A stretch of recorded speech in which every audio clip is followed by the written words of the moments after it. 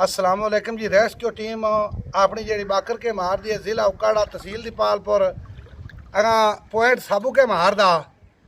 वो जेडे इत्थे बंदे पहले जहदरी है जी वो गल नहीं करते पे किसी की सुनते नहीं पे वो वाकफ होए खड़े ने इन्होंने बंदियां दे